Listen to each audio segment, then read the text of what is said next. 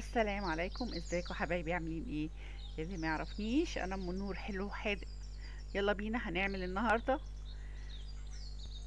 دونات بالحشوات دي. احنا عملناها قبل الفيديو ده بفيديو.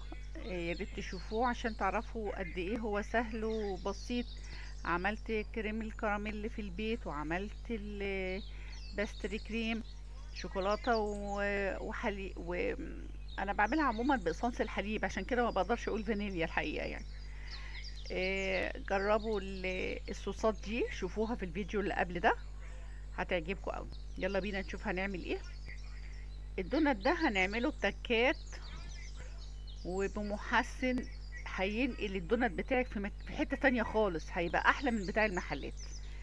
هنا معانا كيلو دقيق وثلاث بيضات وكوبايتين حليب حسب العجن، يعني انا احتجت تاني وحطيت تاني.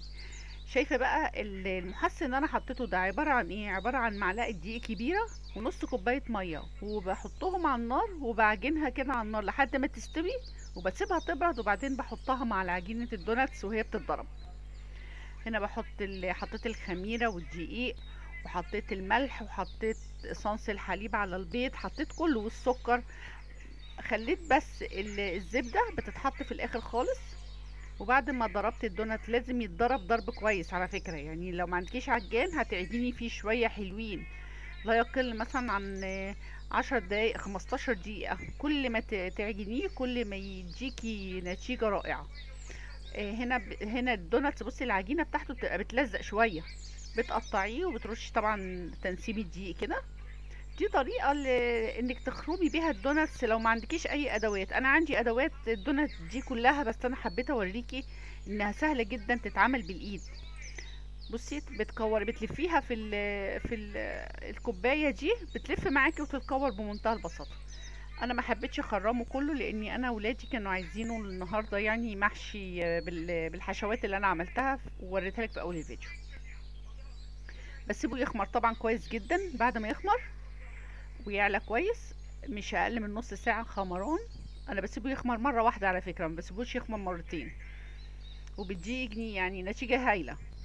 هنا طبعا الزيت لازم يكون كويس، يعني هنا حسيت ان الزيت في اول طاسة كده حسيت ان الزيت مش كتير، رحت راجعة مزوداه تاني، علشان لازم الزيت يكون كويس عشان ما ياخدش حتة تحميرة وهو لازق في الطاسة من تحت.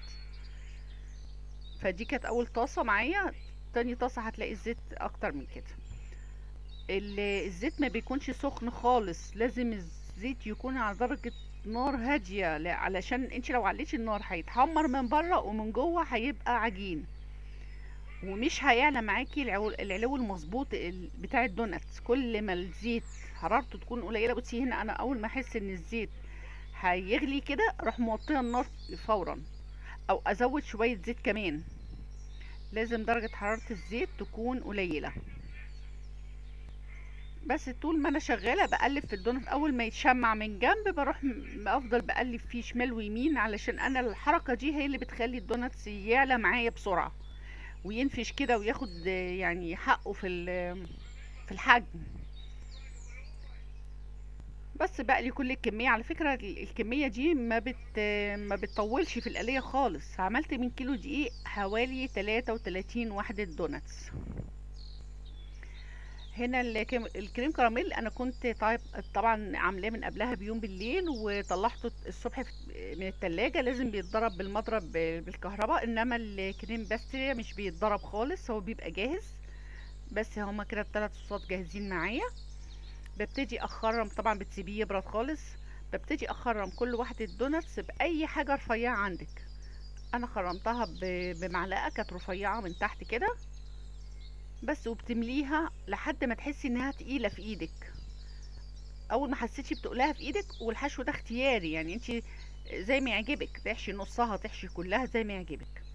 العجينة طرية وهشة وخفيفة وجميلة جدا. انا الاول كنت بعمل الدوناتس وازينه من فوق بالشوكولاتة، بس لقيت ان الطريقة دي جميلة جدا جدا. ان شاء الله هعمل لكم دونات تاني قريب، هيكون محشي بالحشوات دي ومتزين كمان بالشوكولاتة من فوق. والله ولا اروع. بصي الخفية، بصي قطعة الدوناتس خفيفة وهشة وجميلة جدا. ربنا يحسن ما بين ايديكم، واستنوني ان شاء الله في فيديو جديد، وما تنسوش اللايك. باي باي.